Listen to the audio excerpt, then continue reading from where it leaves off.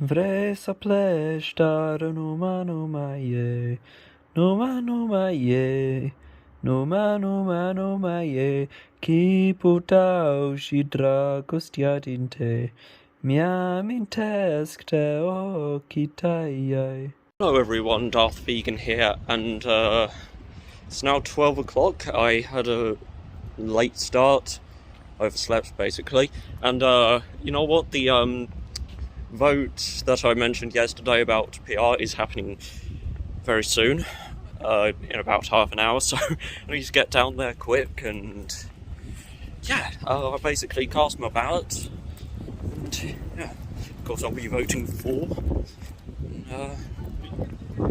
there'll be other policy points probably, but yeah, catch you later.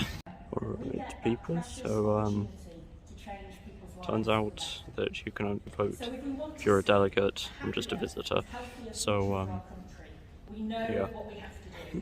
So let's roll up our sleeves and get on with it together. Anyway, there was a speech up there actually by Olaf Scholz, who's running for German Chancellor. Which, yeah. We've come to the end of this session, but I want to say a massive thank you. You can now see people, scramble to get out to cast their card vote. I think it's on the Green New Deal. Has everyone voted? If you haven't, there will be one ballot box for the next couple of minutes. Unfortunately, I don't get a vote as on my right, a visitor. I would have voted for a Green New Deal, of course. So otherwise, it's taken up time. Hello, haven't you? 2 viewers. 60,000! This guy's from GB News. And 60,000! I wouldn't advertise that. Hey, Tom. That's embarrassing. Tom, GB's deserves you, mate. GBB's deserves you.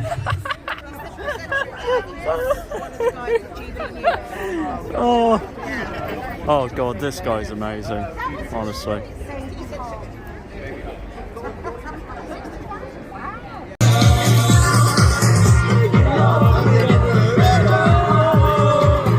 Now I found you.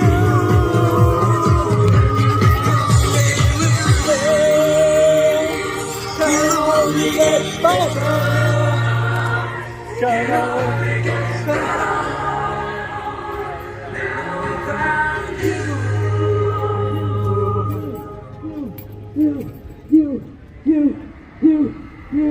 Fair enough.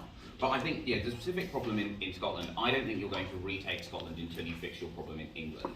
Because ultimately, the SNP at the moment have a really persuasive argument, which is that if you want to have a left-wing government in Scotland, you've got a choice between, yes, the painful dislocation and very hard choices and independence thrust on a new country, but it's a process with an end date, or it's like waiting for the Labour Party to get its act together and win an election, which, actually sometimes feels harder to imagine than Scottish independence. I think if you looked like you were going to win in England, I think your problem in Scotland would actually would start to disintegrate pretty damn quick, right? Because at the moment, you can't offer transformative change because you're not in power. The SNP can do transformative things both in office, but they can go and imagine how much better it would be after independence. So yeah, I just really think your problem in Scotland won't be fixed unless you fix your problem in England first. And I would just add very educational system. England has become an intensely aspirational society in which parents are expected to strategise and invest in order for their children to have a better, fair chance than other people's children. Yet, educational success continues to have far more to do with the wishes and wealth of parents than the ability and efforts of their children.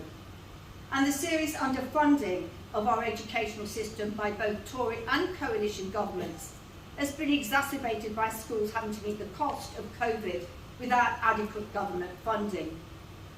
In 2020, we are bottom of the OECD league table for working class children succeeding educationally, but we're top of its league table for children being bullied and excluded in schools.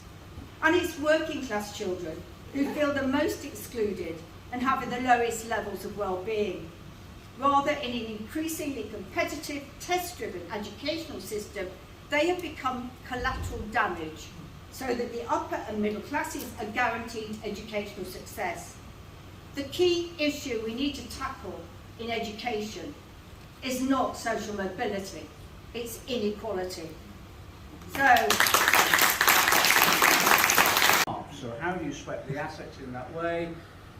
You cut their wages, you undermine their conditions of employment, and you attack their pension, and then you casualise them as much as you possibly can. And then the academies have come up with a whole creative device. What you do also is you outsource and you award contracts, usually to a family member who's got a company with a local. And that's become a consistent pattern right the way across our country. And it is the failure of, I suppose, the academy system to build into it any form of real democratic accountability. And both parents and the wider community, I think, have woken up to that increasingly. So the relationship changes between parent and school when it becomes academy. The relationship changes between school and the local community overall. They're no longer assets for the benefit of the whole community. They're assets to maximise the income for the individual academy itself and for the chain itself. The Beckenham reference back, please show. And all those against. That's fallen. All those in favour of the Brighton Kemptown reference back, please show. And those against. That's fallen. All those in favour of the Brighton Pavilion reference back, please show. And those against. Same people again. That's fallen. North Somerset, all those in favour, please show. And against. That's fallen. Sutton and Cheam, which is the final one, as Westminster-super-Mare was not moved. Sutton and Cheam, all those in favour. And all those against. And that's fallen. Funny how everyone wanted to reference back all those different things. Right, and now the housing composite. All those in favour of the housing composite, please show. And all those against. The housing composite is passed. Thank you,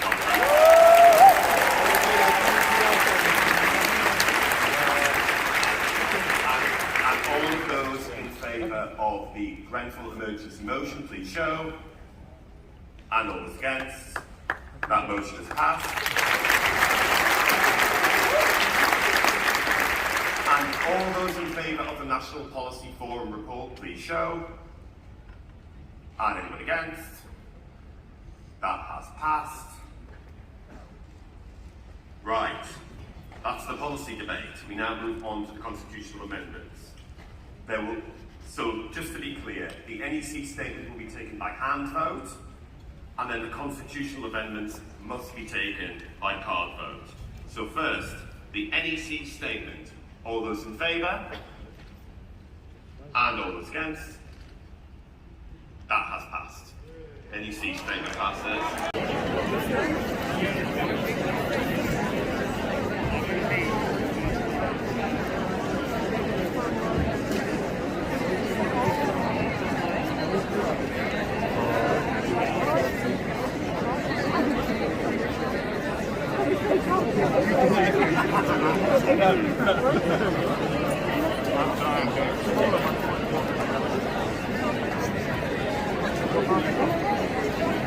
Proportional representation. Now let's be really clear. The battle for PR does not stop tomorrow, whatever the outcome, whether we win or lose, because we understand in 1997, in that landslide Labour victory, we went into that election, into government, with a commitment to a PR referendum. It never happened because we're still here campaigning for it. So I think that shows you the struggle that we will have, even if we get the policy passed tomorrow.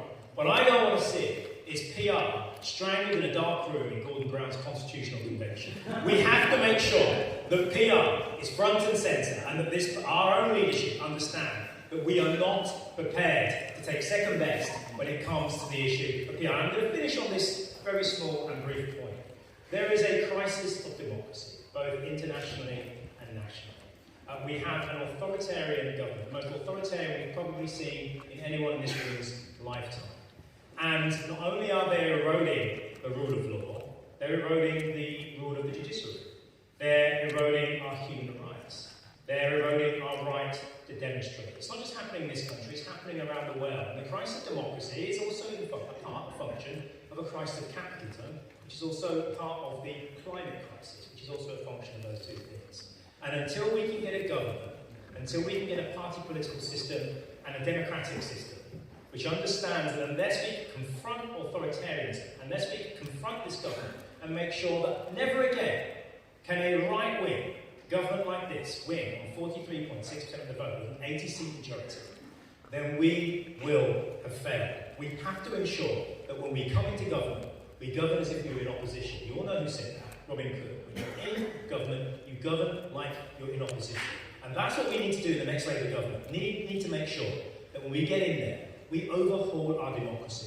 We have a proper written constitution, and that PR is an integral part of it. So I thank you for all the work that you've done. Go back, I'm not going to say go back to your prestigious prepare for government, but go back to your rooms, to your hotel rooms, wherever you are, prepare for battle tomorrow, because it's a big day, and I have every hope that we can achieve a fantastic victory. Thank you very much.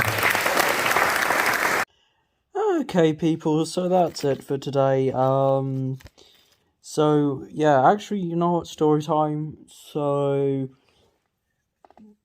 there was another meeting I attended, which was a youth thing. It was a bit boring, so I didn't film any of it.